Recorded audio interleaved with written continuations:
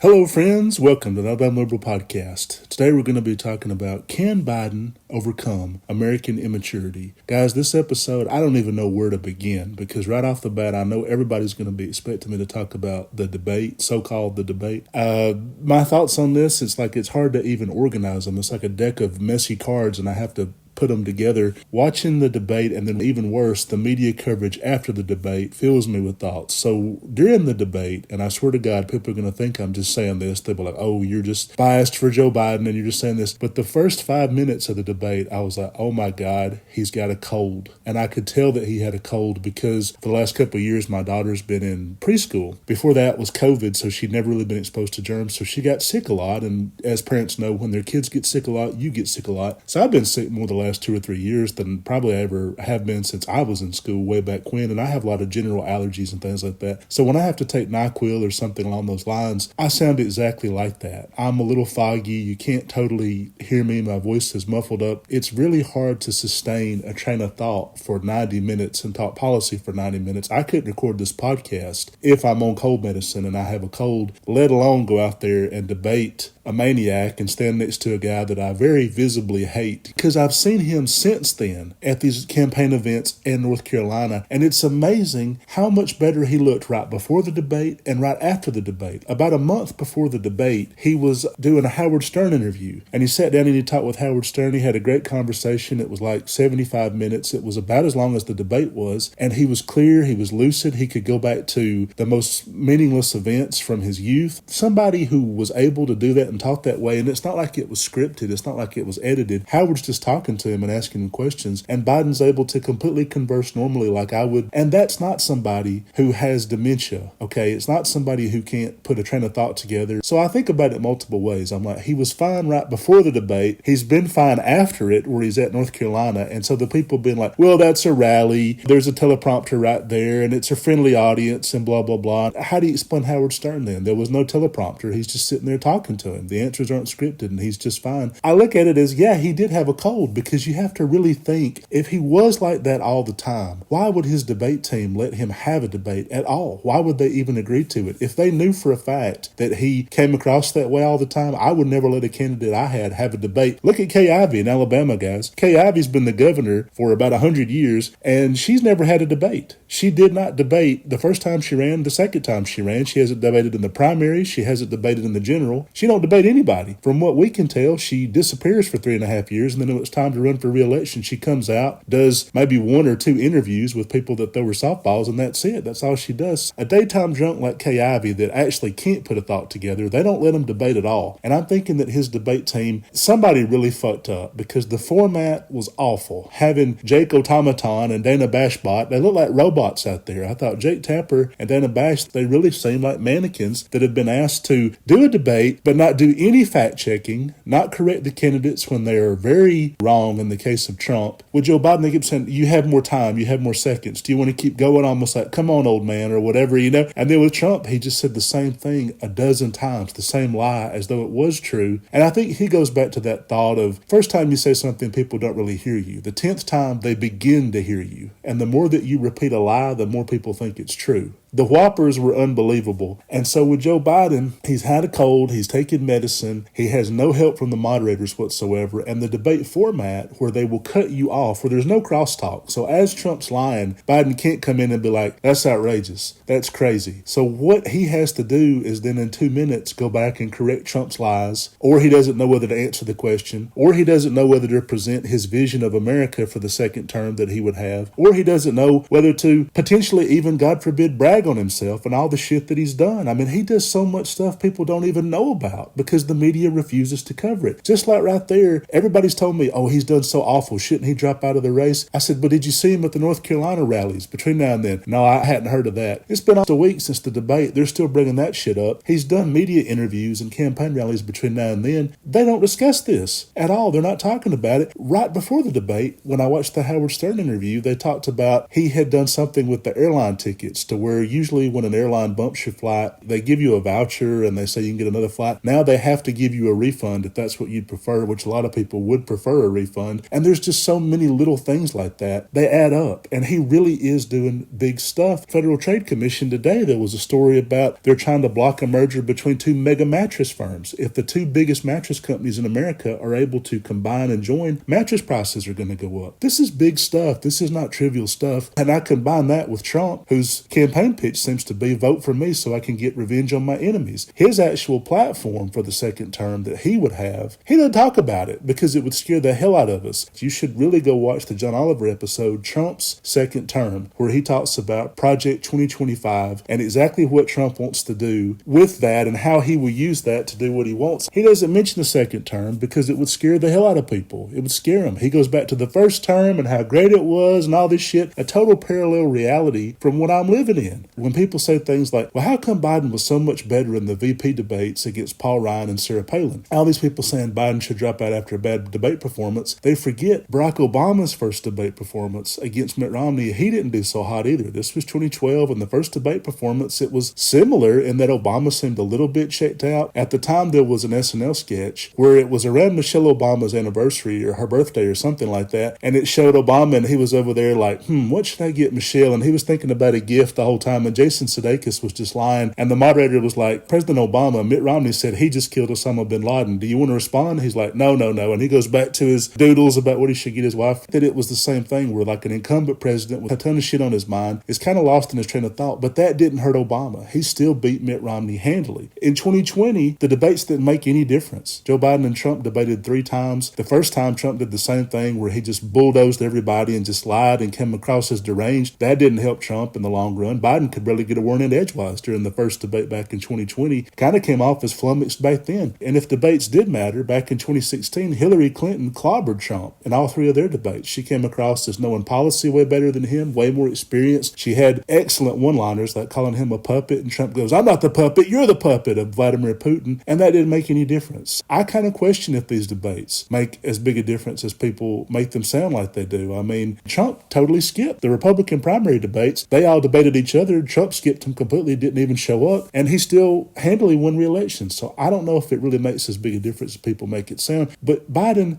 hates this guy. And I think he was able to coolly destroy Sarah Palin in their VP debate and then able to also really hurt Paul Ryan in their 2012 debate. It's ironic that Obama struggled against Romney, and then they said Biden actually helped the 2012 campaign when he hurt Paul Ryan really bad in their VP debate. But I think Biden could find something semi-positive, at least as a person, about Sarah Palin and Paul Ryan. He probably respected Paul Ryan on a certain level, but with Trump, he hates him. He very clearly hates this guy, and who could blame him? Imagine you got a cold, the moderators aren't helping you, you're standing next to a guy that hates you. He's trying to get a rise out of you. He brings up your son being arrested, takes credit for everything you've done, and he blames every problem his administration had onto you. I don't know that I could keep my cool, guys. I really don't know if I would be just as capable. People said, oh, Trump lied a bunch, but they're kind of not being specific. I don't have time to go into the 100 lies. These were just some things that really stood out at me. I tried to limit it to about a dozen so that way we wouldn't spend a lot of time on it. Stuff like, I've never had sex with a porn star, talking about Stormy Daniels. Like, insane that he would say that. Even the Democrats wanted Roe versus Wade gone. Where the hell did he get that one from? No Democrat wanted that gone. The Democratic position on abortion is the radical one, not the Republican one. He says as maternal mortality rates in the Southeast have skyrocketed and women are literally dying because they can't have an abortion, even though they could lose their lives. Then he said, if given the chance, I won't outlaw abortion at the federal level. Well, his own Project 2025 makes it clear that that's not true, and that's not what the people who are behind him expect him to do. One of the things they want to do, him appoint FDA stooges, people that are pure Trumpers, to the FDA, and then they quietly say, oh, the abortion pill's not safe. We have to outlaw this, and quietly take that away. That's something they could do, just as a start, take away the abortion pill. Then he said, and this really, I don't know how lightning didn't strike him dead, I've done absolutely nothing wrong. And he's talking about about all the indictments, all the convictions, the multiple impeachments. He's never done anything wrong. I suppose he would also include his charity disbanded for fraud, his university disbanded for fraud, tax fraud, all of the business crimes that they don't even bother charging him with because they'd be so numerous. I've done absolutely nothing wrong. I thought, this is all an agnostic like me needs to doubt the existence of God, because if God was real, he would have thrown a lightning bolt at that son of a bitch right there. He would have exploded him on the stand. There'd be nothing but a blonde wig rattling around a pile of cinders, okay? Then after that, he said, Biden should apologize to me for his Justice Department. He's talking about being behind the criminal cases, Justice Department cases that Biden had absolutely nothing to do with at the federal level, plus the Georgia and New York cases. I don't know how he could say Biden's behind that, but he wanted an apology from Biden for being charged with that stuff. Then he said Nancy Pelosi was responsible for January the 6th. I mean, oh my fucking God. Like, are you out of your mind? Nancy Pelosi's responsible for what happened on January the 6th? That's a next level layer of bullshit. Then he said the Russian terms for ending the war in Ukraine are not acceptable to me, because they asked him, they said, are the Russian terms for ending the war in Ukraine acceptable to you? He goes, no, they're not acceptable to me. And his voice got really high because you knew he was lying. I mean, I almost laughed out loud when he said that. Then he said Russia would have never invaded Ukraine if he'd been president. These invasions take multiple years to plan. I know he can't really imagine that because everything he does, he can't sustain any planning for more than a month. But that was already in the works. Russia wouldn't have invaded Ukraine. There's absolutely no way to verify something like that. What they would have done is waited till he left NATO completely, which he wanted to do in the second term, taken Ukraine, taken Moldova, taken Estonia. They'd be rolling all over Eastern Europe with no opposition whatsoever if Trump had been there. So I guess it's true that the war wouldn't have been as bad because there wouldn't have been a war. They'd just take whatever they want and then rebuild the Soviet Union while Trump sits there playing with his dick. Then the next slide, it was Biden's mask mandates that killed people. Biden's mask mandates. I lived in California. We were mandated to wear a mask indoors before Biden ever took office. I think it was like summer, like May, June 2020, more than 6 months before he ever took office. And he's blaming Biden for the mask mandates. And then also saying that they killed people, more people than if we didn't wear them at all, which obviously is unprovable. Then he said, scholars agree that Biden's the worst POTUS we've ever had. As Joe Biden knows, and as he pointed out, more than 100 presidential scholars have pointed out that Trump is the worst president we've ever had. We've never had a president impeached twice. We've never had a president try to stage a coup to hold on to power. Him pulling that shit out of his ass about Biden being the worst is just pure projection. Whatever you accuse him of, he bragged about passing a cognitive test and then went on and on about Biden refuses to take a cognitive test. Like, if you weren't worried that people thought you had dementia, why would you play that up constantly? He's not the one with dementia. Biden's the one with dementia, according to him. He's not the one who's a crook and should be in jail. Biden and Hunter Biden, they're the ones who are crooks and need to be in jail. Joe Biden, he's the most crooked president we've ever had, according to him. COVID was basically under control when I left office. That's something that he kind of insinuated, that he had COVID under control and it was doing fine and the death rate was coming down. What in the fuck is he talking about? COVID was completely out of control from the election onwards because Trump didn't do a damn thing. I mean, it was out of control before the election, but I'm saying he's basically making it sound like when he was dragged out of office in January 2021, the worst of COVID was over. That is horseshit. He did absolutely nothing about COVID, and I agree with Joe Biden when he says Trump didn't do a damn thing about COVID. That's absurd that he would be like, well, we basically had it under control. Give me a damn break. Then he said Biden inherited the greatest economy in the history of the U.S., and he's talking about an economy that had been shuttered for a year from COVID. Joe Biden correctly once again said the economy was flat on its back when I took it over. He had to revive it. One of the reasons that we've seen inflation, in the beginning it was inflation, now it's just price gouging. But you see that because he took economy that was dead. I mean, it was a terrible economic year in 2020, and he had to take that economy, reopen the schools, reopen the economy, get people back up off the ground, open an economy that had been shuttered from COVID, get the third stimulus check out there. None of that shit was done. And they try to make it sound like he just inherited this great situation and then he turned it all to hell. What the hell is he talking about? Give me a goddamn break. I mean, are people that stupid that they're going to believe this? Although, we'll get to that in a minute. So let me just skip ahead right quick. The next thing was the only jobs Biden created are jobs for illegal immigrants. I don't even know how you begin to unpack all the new jobs people have had over the last 3.5 years. Are you all illegal immigrants that are working these new jobs that have been created? Like, what the hell is he talking about? And last thing I'm going to mention is he said, I think Joe Biden's on China's payroll. Biden heavily prioritized American manufacturing, but it was Trump who has a Chinese bank account with $25 million in it. Truth Social was funded with Chinese money. And the first impeachment was not just about Ukrainian blackmail, but also begging China for election help. Again, it's projection. If Trump was on China's payroll, he would immediately accuse Biden of being on China's payroll. But as I just proved, his big tech venture that's been keeping him afloat, Truth Social, that was bankrolled by Chinese money. Trump had a bank account with Chinese money. Trump begged them for election help. Why does he do this if he doesn't think China prefers him to Joe Biden? The biggest one I think that really stuck out at me was the phrase, "I've done absolutely nothing wrong," and repeatedly trying to put his own failings on Biden. It just shows he can't accept past failings, he will not accept future failings, and does not believe he even has the capacity to make a mistake. He is genuinely terrifying and sociopathic in a way I've never seen an American president be. Absolutely unfit for office. And if people were to say who won that debate, I would say it's true that Joe Biden did a terrible job. It's true that that wasn't a good debate performance for him. But even a president who stares off into space for 10 seconds would still be less scary to me than an outright sociopath lying his ass off about all the stuff he's accomplished. It was failings. That's a guy who's not living in reality. He is completely disconnected from reality. And one of the great things that was said at the North Carolina campaign rallies was Joe Biden says, "Well, I may not be as young as I used to be. I am old, but I know right from wrong. And I know truth from lies." And that's more important to me, frankly. The bullshit over and over where people keep hammering Biden about his age.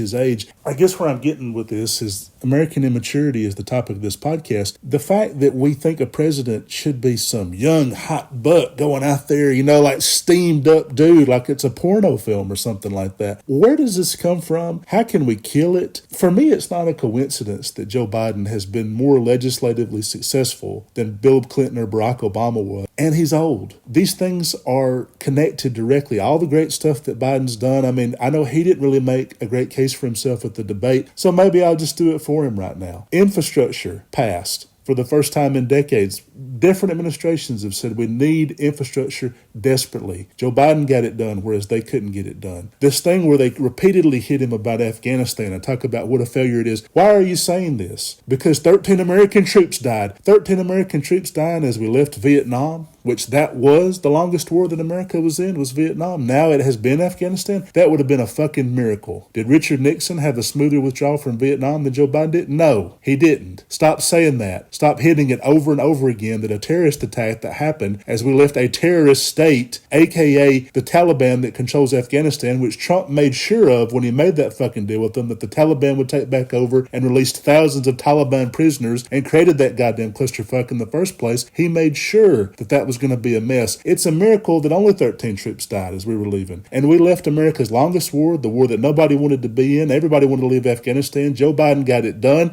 That isn't a fucking failure. I'm tired of people making that sound like a failure. 13 American troops died. How many American troops died in Niger under Trump? 4 got killed his first year. Everybody said, we didn't even know there were troops in Niger. It's like you look around and American troops get killed in Sudan, they get killed in Niger, they get killed all over Africa. They don't even know they're being stationed over there. But Joe Biden is leaving America's longest war. Thousands of American troops are evacuating, 13 get killed, and we make this sound like the ultimate tragedy 3 fucking years later. We're glad to be out of Afghanistan, period. Stop framing this as a failure. The next thing, even after we've left Afghanistan, he still killed Al-Qaeda's leader. Al-Qaeda's finished. All their former people have now fled to ISIS because the last remaining leader they had was killed in Afghanistan. And that was Joe Biden, and he did it with a Ginsu knife drone that sliced the guy in half. And not only did he kill the guy, there was no civilian casualties around him. He didn't even blow up the building. If that was Trump, he'd have been like, we're going to blow up the building, we're going to blow up the whole fucking block. Let all the damage go. That's Joe Biden. Careful, meticulous, planning. These are amazing things that he's been able to accomplish. The war in Ukraine. I couldn't believe that Trump was trying to basically spin that as a Biden failure. 90% of the Russian military is wounded or dead. We have dismantled the greatest geopolitical foe the United States has had in 70 years. Now, if Trump gets reelected, what he'll do is immediately withdraw American aid,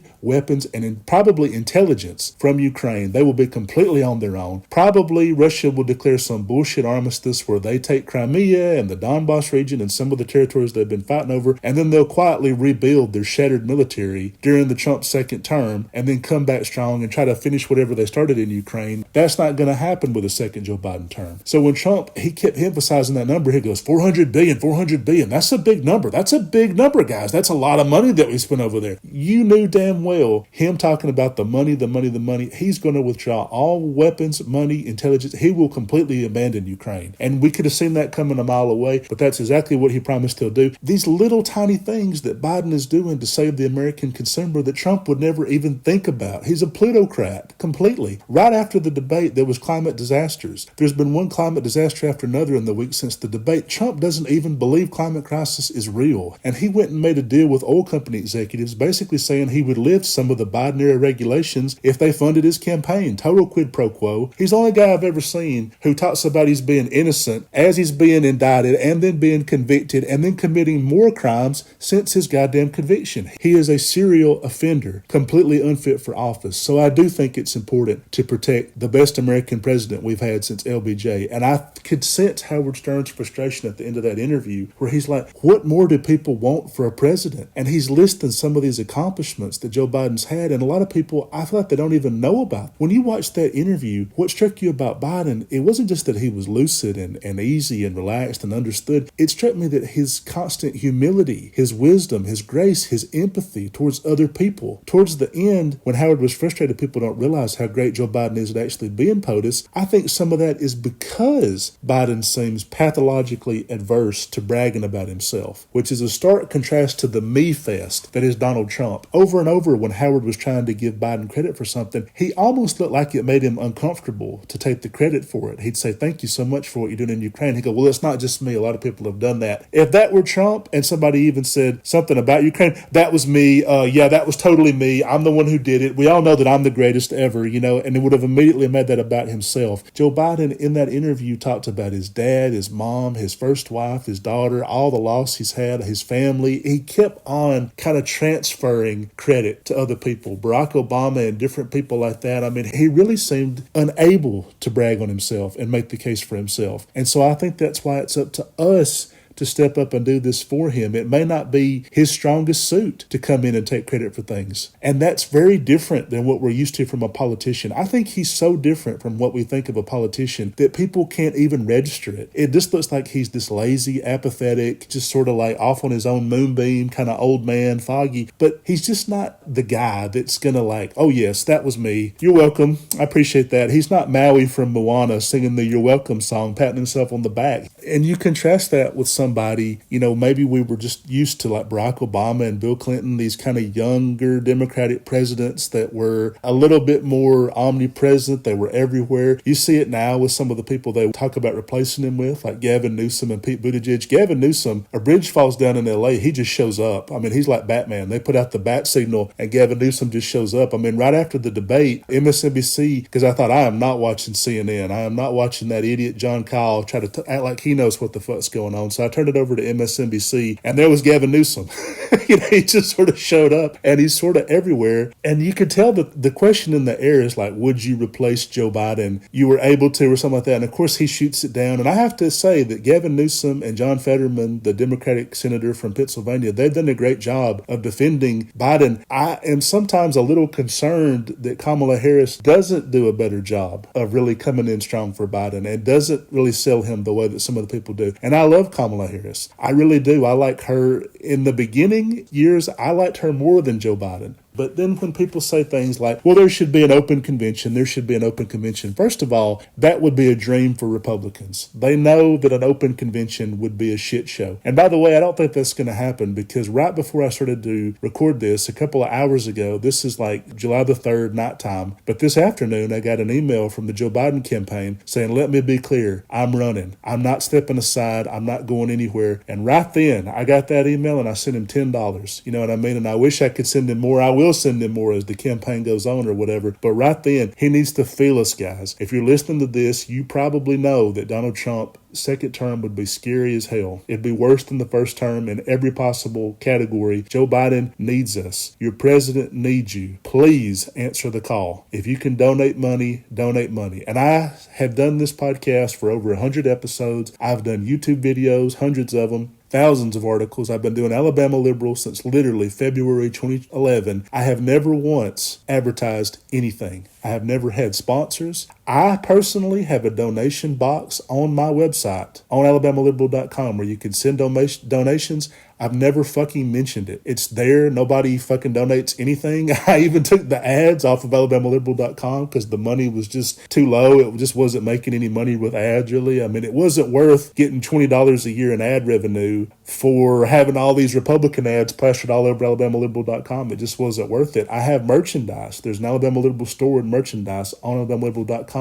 I think this is the first time I've ever even mentioned it, okay? I don't expect to make any money, and I don't have sponsors, and I've never advocated really giving money. If you have money between now and November, and I know everybody does. We're all broke. Nobody's more broke than I am. You may not have a lot of money. If you have $10, please, the Joe Biden, Kamala Harris Victory Fund, Act Blue, please consider giving it to them. There's other places. There's Senate campaigns, Sherrod Brown in Ohio, Tammy Baldwin in Wisconsin, that Senate seat, Ruben Gallego in Arizona against Kari Lake. I mean, there's going to be a handful of close Senate elections, and I'll talk about those a lot more as we get closer to November. Please, if you can think about it, try to budget and set aside at least $100 to give to the Biden campaign, the Senate campaigns, moveon.org. If some of the wealthier people listening to this, if you have extra money, moveon.org is a great organization to give it to. They need you. Your president needs you. Your country needs you. Now is not the time to doubt, to sit on the fence, to say all is lost. It is amazing to me, and this is the difference in liberals and conservatives. Donald Trump, when he said in 2016, I could shoot somebody on Fifth Avenue and they'd still vote for me, it's the truest thing he's ever said. It's the only true thing he's ever said, other than I love the poorly educated. That was true as well. But he literally could shoot somebody, and I don't know if he would drop 1 point within the Republican Party. Joe Biden gets a cold and he drops 20 points in the Democratic Party. And we're talking about replacing him on the ticket. The most successful Democratic president we've had since LBJ. And people are ready to throw him under the bus and run over him. And I look at some of this shit about an open convention. It would be a nightmare. There hasn't really been one in the modern media age. That's why the media always pushes it. They really want there to be an open convention. I don't think they care who it is. It could be on the Republican side and they love it. It could be on the Democratic side and they love it because it's chaos. And that kind of chaos, they would absolutely thrive and feed off of that because it'd be something to cover. People say the media is liberal biased. The media is biased as towards drama. CNN, do they talk about Trump being criminally insane? No. They talk about poll numbers, fundraising numbers, the horse race aspect. They treat it like it's a sporting match. LeBron James is going out and playing basketball. That's how they treat these kind of races, rather than Trump is not fit to be president of the United States. And a Walter Cronkite type journalist, he would just report the news, here's the news, and he would only weigh in if it was just absolutely necessary. I don't think CNN people will do that. I think Trump could be marching a parade of Nazis down the street and they'd be like, let's check the poll numbers. Let's see what Nate Silver says about this. What are the latest polls coming out? Like, they have no autonomy as human beings to be like, this is wrong. This is wrong and we should say something about this. And they don't. At the debate, it was illegal immigrants over and over and over. And the scary thing is, from that debate, we talk about Joe Biden being foggy and Donald Trump not committing to the results of the election. We don't even register Trump's racism anymore. That's like the 10th thing people noticed from that debate. He must have hit immigrants and illegal immigrants and the criminals that are coming across the border. The only fucking convicted felon on that stage was Donald Trump. The only criminal we got to worry about is him crossing into the White House, not a family of 4 crossing the border. I'm sorry, but I'm more worried about that. The guys over there like, we've got a horde at the border and they're crossing illegally. Well, what about the horde of people that crossed into the Capitol on January the 6th? Heroes, all of them heroes. I thought the hypocrisy is fucking outrageous. You wear 50 pounds of shit in a 10-pound sack. You were so full of shit. I feel sorry for whoever has to come up on that debate stage and hose it down after you leave. I hope they bring some perfume. I really do.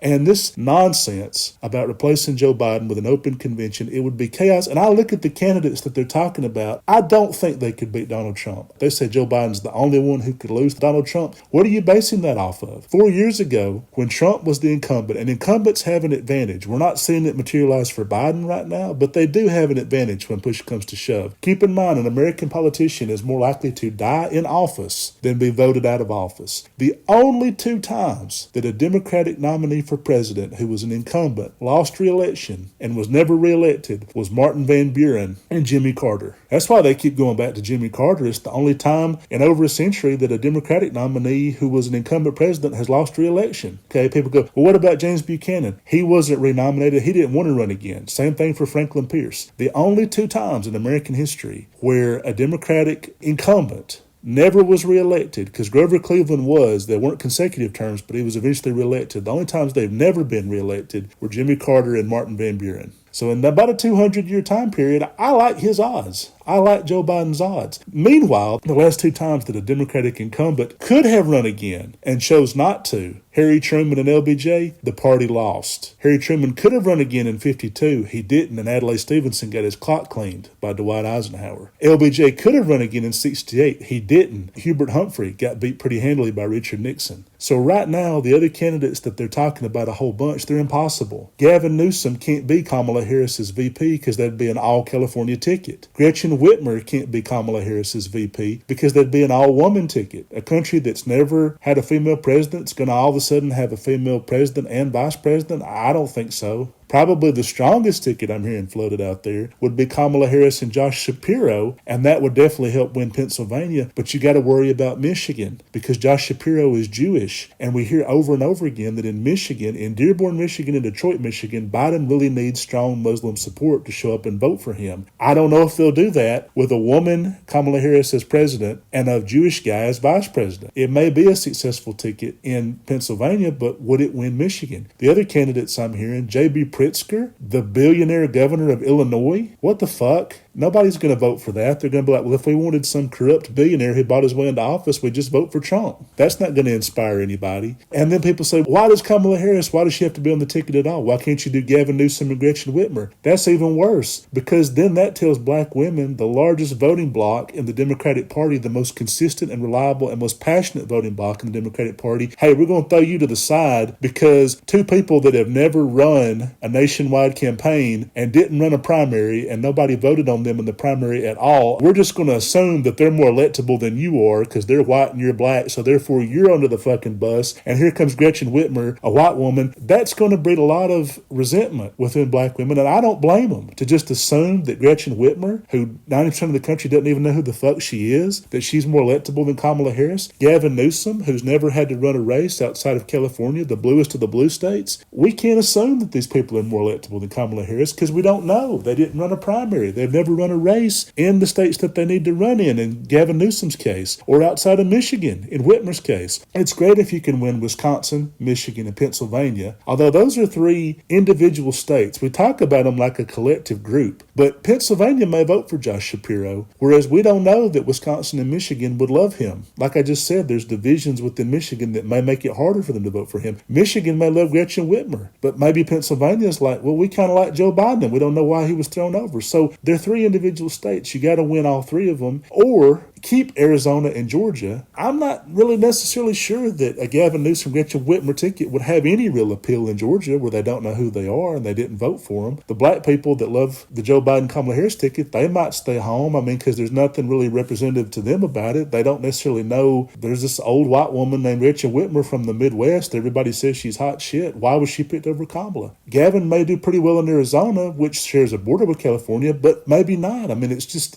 there's just too many variables where you really don't know what would or could happen. And before the debate, yeah, it was true, Trump was beating Biden in a couple of the polls, but it was always pretty close. It was like 2 points, 3 points, almost every single poll you'd see. And then there'd be a poll come out, they were dead even. The 5 states that absolutely matter: Michigan, Wisconsin, Pennsylvania, Georgia, Arizona. And you got to keep from losing Nevada and Virginia. So really, there's about 7 states that really do matter for the Democratic nominee. I still think out of these states that Joe Biden is the strongest possible candidate. And I think that the Republicans do too, because the Republicans that hammer over and over again that he should be replaced, you think they're trying to help us? You think Mike Johnson, who's like, they should definitely do an open convention. They should get rid of Joe Biden. There should be 25th Amendment against Joe Biden. You think that asshole's trying to help us? This is a son of a bitch who didn't want to certify the 2020 election results. So you got people in the Republican Party, Jason Chavette's like, oh yeah, they must do an open convention. They're not trying to help us. They know Joe Biden is the strongest possible candidate, and they don't want to face him. That's why they're trying to get rid of him so bad. That's why they're pumping this bullshit with their flunkies in CNN, putting it out there. Oh yeah, definitely Democrats are concerned, guys. Democrats are concerned. Then people say, okay, well, that's the Republicans saying that. Why do the Democrats, so many of them, why are so many of the punditocracy, why are they saying that? Because they've never liked Joe Biden. These people have never liked him. They've never wanted him. David Axelrod, David Plouffe, all these Obama wash-ups. People that really have not had a job in government in about 15 years, in the case of Axelrod and Plouffe, even longer than that in James Carville. But the old Obama people, the people that were with him like his first 2 years, and then they all left and got lucrative private sector jobs, like they've worked for hedge funds and banks pretty much ever since. They've never liked Joe Biden. Joe Biden is more economically liberal than Bill Clinton and Barack Obama were. So these Democrats, wink, wink, liberals, wink, wink, that actually go work for Wall Street and hedge funds and all those people, they don't like Joe Biden. They've never liked what he stands for and what he is. When he says he's the most pro-labor president in American history, he's not far off. Absolutely, since FDR. He is the most pro-union president that we've had. No question about it. And they don't like and support that. You think Larry Sumner's and all these bankers from Goldman Sachs that worked under Obama, you think they like and support that? No, they don't. When Joe Biden is blocking these mega mergers that these people on Wall Street cheer on, they don't like that. So then they start hiring all the liberals that they've had working around them and in think tanks and policies to be like, isn't Joe Biden too old? Because they think that Buttigieg and some of the others would be a lot more friendly to what they want to do. This is why people like me are not necessarily behind Buttigieg, because we are more economically liberal and we don't really want a guy like that to represent us anymore. We're too past the point where since Reagan, Republicans have gotten every damn thing they've wanted, everything they've wanted economically, and we really can't have any more half-assed neoliberal Bill Clinton, Barack Obama policies. Not that I dislike those people. I'm not trying to make it sound like they're failures, and Democrats do that too much, where they take a successful president and they throw him under the bus, a la Joe Biden, which is what we're talking about right now. I'm not trying to say that they're unsuccessful, but a lot of the punditocracy and Twitterati, they've never liked Joe Biden. They did not want him to run at all in 2020 or 2016. They didn't want him to challenge Hillary in 2016. They didn't want him to run at all in 2020. In 2020, when he lost Iowa and New Hampshire, well, throw dirt on his grave. Joe Biden's dead, man. Joe Biden is dead. Goodbye, good riddance, so long. So see you later. Who's it going to be? Buttigieg or Sanders? Then when he made this miraculous comeback, they still were like, well, he's too old. Maybe he should agree to be somebody else's vice president or something like that. Then the first year into his goddamn term in office, he should announce he's not running again. Brett Stevens from the New York Times, a guy who has never, if he ever had a correct impulse or instinct, it would die of loneliness, seriously. But he was like the first year before midterms had even happened, Joe Biden should announce he's not running again. Why in the hell would he make himself a lame duck before he's even really gotten inaugurated? That was terrible advice. Then in 2022, before that race, we heard Joe Biden is going to get the Democrats killed. There's a red wave coming. All the Senate candidates, the Secretary of State, Trump's big fastest takeover is coming, guys. That didn't happen. Leading up to the November 2022 race, we heard it was all Joe Biden's fault that these Democrats were going to get killed. Then when that didn't happen and they hung on to power better than anybody thought, they picked up a Senate seat, and all of Trump's governor and Secretary of State candidates in the purple states, they all lost. Nobody gave Biden any credit for that. They're like, well, that had nothing to do with Biden, of course. You know, he's still very unpopular, and that wasn't him at all that had anything to do with that. These people don't like him. David Axelrod wrote back in like January or February about Joe Biden should step down and say he's not running again. And I mean, they've really been trying to push him to the side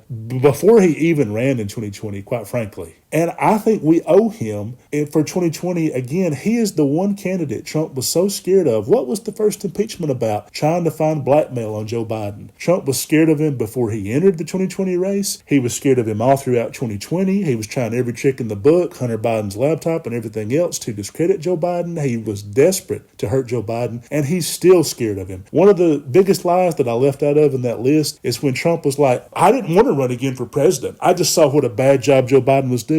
That son of a bitch was running for president again 6 weeks after he left office. He got dragged out of office in January 2021. 6 weeks later, he's doing rallies. In like March or April of that year, he had a huge rally in freaking Coleman, Alabama, that big-ass cow pasture rally that we're still talking about. He was running again. I forgot what the very first rally he had was, but it was weeks months after he left office, he was holding rallies. He was raising $200 million for the so-called Stop the Steal campaign after it was over. He immediately reappropriated that into his super PAC. You don't have a massive-ass super PAC if you're not running again. Everybody knew he was going to run again, and he's actively going out there the first year of Biden's office saying, don't vote for the Infrastructure Act. Don't vote for the American Chips Act. He's trying to bring chip manufacturing back to the U.S. Don't vote for that. He's literally lobbying people against him, trying to block everything. The immigration thing that's so precious to Trump that he talks about over and over, he killed the border deal they were going to do last year about the immigration. Joe Biden had a bipartisan border deal that the Republicans worked on. He was going to give them everything they wanted on the border. The House killed it anyway because Trump told them to. So that was one of the biggest whoppers he told. I guess when it comes to American immaturity, yes, Joe Biden is old. Get past it. Why can we not get past it? Why is this country so locked into this mindset of immaturity? And one of the things that's going to help Joe Biden a lot is the fact that this debate was in the summertime. It's the summertime. Nobody's even paying attention to it. The only competition we care about is America's Got Talent. And I just think that that's actually going to help him, that Americans in the summertime are watching American Ninja Warrior and America's Got Talent. That's the American competitions that we care about. We're not even really focused on the presidential debate. I almost certainly will forget about it between now and November. I don't know about CNN pundits and flunkies and corporate lackeys and stuff. I don't know if they'll forget about it, but the average American has already forgotten about it. There's already been stories between now and then. The Supreme Court has made 5 terrible rulings between now and then that I think will go into that. I mean, the Chevron deference, taking that away, where now the courts are going to try to basically dismantle the regulatory state, giving Trump a word salad, basically being like, well, the president has immunity for official acts, but not unofficial acts. Yeah, we knew that shit already. Official acts would be Harry Truman dropping the atomic bomb on Hiroshima. He can't be criminally prosecuted for war crimes. Maybe it is a war crime, but he can't be prosecuted for that because presidents have immunity for official acts. Trump organizing a mob to storm the Capitol so he could hang on to second term is not an official act. I think that's about as unofficial as it gets. His personal motives for wanting to do that, an official act needs to have no personal motive. I'm a president, I drop a drone attack on an Al-Qaeda leader. That's not for any necessarily personal motive, no profit motive for me. Trump trying to hang on to power is not an official act, and I think they knew that, but they kicked it back down so it would take months to snake through the courts, and that way there could be very little chance it'll be ruled on before the election, and that his trial for that could start before the election. And this is just them once again trying to help him avoid any punishment whatsoever. And it was scary as hell that the Supreme Court is now in Trump's back pocket. So if Trump takes power again, he'll not only have a Republican Party where a lot of his opposition has either died, in the case of John McCain and Colin Powell and guys like that, or is out of office, in the case of Liz Cheney or Mitt Romney or people like that. He's purged the Republican Party of a lot of the people that disagreed with him, so they will now be completely loyal to him, and there's no check on him at the Supreme Court. They should have never agreed to hear that case. Thomas and Alito obviously have a conflict of interest. The 3 judges he appointed have a conflict of interest. He appointed them to the Supreme Court. They're going to be completely in his back pocket if he's allowed for a second term, which is all the more reason he can't be. We get to American voters and we say, look, Joe Biden is old. Donald Trump is insane,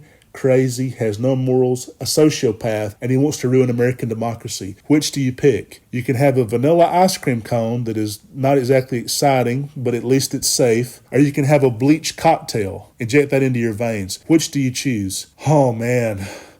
It's like a lesser of two evils, isn't it? I'm like, Joe Biden's not fucking evil. Stop being so immature. When people say that shit, it drives me nuts. I'm like, you are such a child. You are so immature to sit there and be like, oh, well, Hillary and Trump, I guess it's the lesser of two evils. Oh, well, Joe Biden and Trump, I guess it's the lesser of two evils. You're like a spoiled child. Like no president could satisfy you. Hillary Clinton, she's not evil. Joe Biden, even less so. You can't look at a guy with unlimited empathy and morality, a hyper-Catholic who spent his whole life being a good person, and be like, well, I guess it's the lesser of two evils. Caligula on spring break, setting fire to anybody who doesn't agree with him, Trump vowing revenge, and Joe Biden, I don't know, they're both evil. I get people constantly say, well, Joe Biden, why are his poll numbers so bad? This is maddening. Why are his poll numbers so bad? A third of the country is conservative, and these people are not going to give him credit for anything. I mean, nothing. I mean, if the choice were Hitler versus Jesus and Jesus was the Democrat, Hitler was the Republican, they're going to vote for Hitler. Joe Biden could come out there and he could cure breast cancer tomorrow and they'd say, but why didn't you start with lung cancer? If he went out and cured all forms of cancer, they'd say, yeah, but what about heart disease? That kills more people. They're not going to give him credit for anything. So he loses about 35% of the country right there. Then you have the moderates, so-called, I don't know how many there really are these days, but the moderate swing voters, so-called, and they're not really paying attention to all the great stuff he's doing. They're kind of zoned out, like the low information voter. Because Biden is shyer and he's got that Harry Truman, Eisenhower kind of president of yesteryear thing, he's not on TikTok, he's not everywhere, he's not Gavin Newsom, he's not being interviewed, he doesn't just appear whenever there's a camera, he doesn't really like being in cameras, he's got a lifelong stutter, he's more shy. I think they lazily just assume he's not doing anything because he's doing it away from the spotlight. The student loan thing, they don't even know he's really doing this or behind it. More than 4 million Americans have now been refunded over $100 billion on their student loans.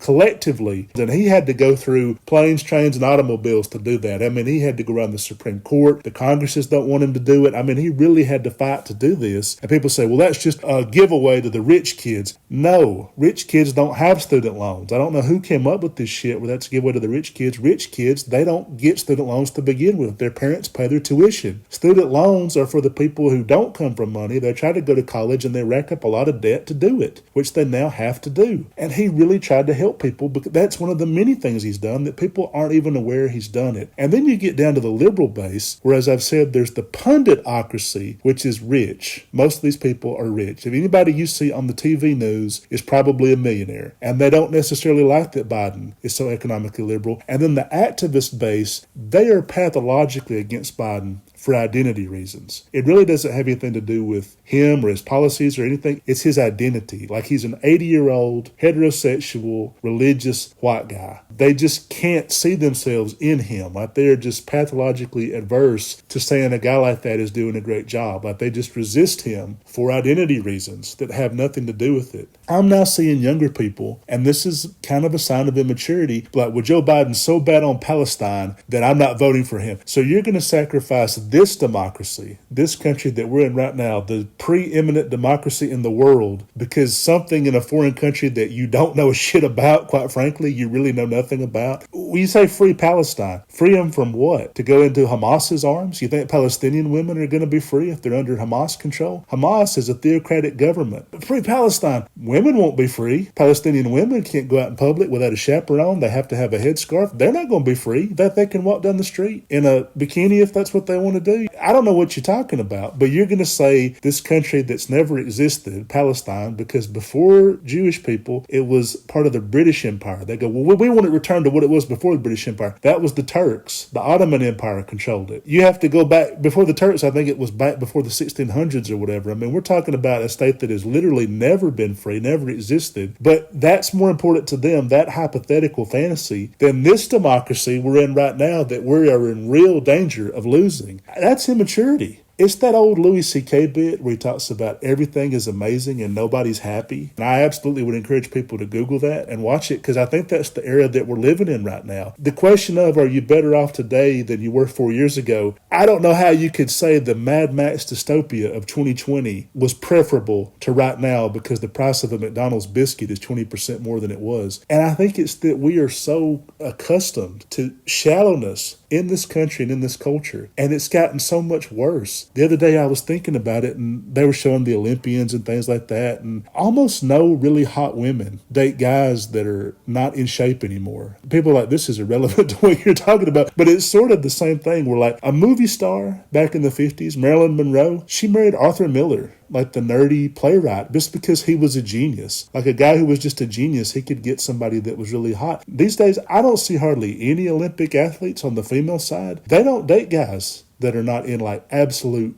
God shape, steroid use and everything else. And I think that we're just a country that's so, to borrow an offensive phrase, but young, dumb, and full of cum. It's like we don't look at Joe Biden and think he's not robust. He's not a he-man. He's not out there like lifting cars and shit. And yet somebody who's brilliant and wise and actually getting the job done and actually able to move legislation through the turdmanship of the current Congress, we don't really care about that so much as like, are they on camera? Do they look young? Are they handsome? handsome? Do they look like somebody that we'd want to fuck? Like, that's American immaturity. Can he overcome that to win a second term? I think that's the greatest stumbling block that he may hit, is a country where everybody thinks their voice is important because of social media, and everybody's focused on the wrong things. People always give the great JFK quote. It's one of the great presidential quotes. Ask not what your country can do for you, but what you can do for your country. It is amazing how far we've gotten from that. People will go on social media and they will tear Biden down. They will rip him up. They will cast doubt on him constantly. Should we replace him? Who should we get? Oh, how can we force Joe Biden to the side? And just doubt and naysay. And I'm like, well, can you spend an hour calling a phone bank? Hell no. I won't spend an hour of my life calling somebody. I'm like, you just spent 3 hours of your life shitting on the guy on social media. You'll go on Facebook and Quora and Twitter and YouTube and the rabbit hole to be there like, oh yes, well maybe I could be convinced out of voting for Joe Biden if we had a better alternative. Will you call and support the guy? Will you work a phone bank? Will you go door to door? Will you campaign for him at all? No, I don't have time to waste on doing that shit. So a lot of voters are kind of just useless. Like, they will not prop this guy up at all. They spend all their time doubting him. The money's too much. I don't like having to go out to eat and it being $150. Can you give Joe Biden $1.50? No, that's ridiculous. That's absurd. Anybody out there could afford $10 to give to the Joe Biden campaign, but you say that to a lot of liberals and they look at you like you are insane. They would spend $100 on some toy for their dog, but if you said, can you spend $10 to help Joe Biden and preserve American democracy? That's too much. I don't have the money for that. This is how they beat us. Conservatives and the billionaires, they know if they give $100 million to a politician and then he gives them a tax cut that's worth $1 billion, they know that's a pretty damn good deal for them. They're going to get back 10 times as much in deregulation and tax cuts as whatever they give to the campaigns of Republicans. Democratic people, we might get back hundreds, if not thousands of dollars in middle class benefits, but we won't give $20 to a Democratic politician. And this is how they beat us over and over. They say, well, who's the Democratic special interest group? We are. The middle class, the working class, the pro-labor people, the people that really need them to stay in office so our lives don't get worse by thousands of different ways and pay thousands of dollars more on health insurance, on the price of housing, different things that happened during the Republican administration. And yet we don't want to give any money at all to politicians that are fighting for us. We just want to sit and bitch on social media and talk about the lesser of two evils. You say, how do they beat us when we're 90% of the country and they're 10%? This is how. That's exactly how they beat us, is the money. They're able to raise twice as much money and then convince a majority of people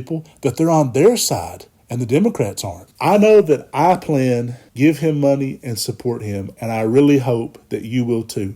Your president needs you. Answer the call. If you like living in democracy, if you like living in a country that's not a plutocracy, if you like some of the gains the middle class have had and want to see more of that, if you don't want the rich to get another enormous tax cut, if you don't want people to be punished for having kids by their child care becoming even more expensive as they're forced to have kids they do not want with abortion being illegal, you know what to do and you know what the right thing is, and you know we have to fight for Joe Biden. Your president needs you. Answer the call.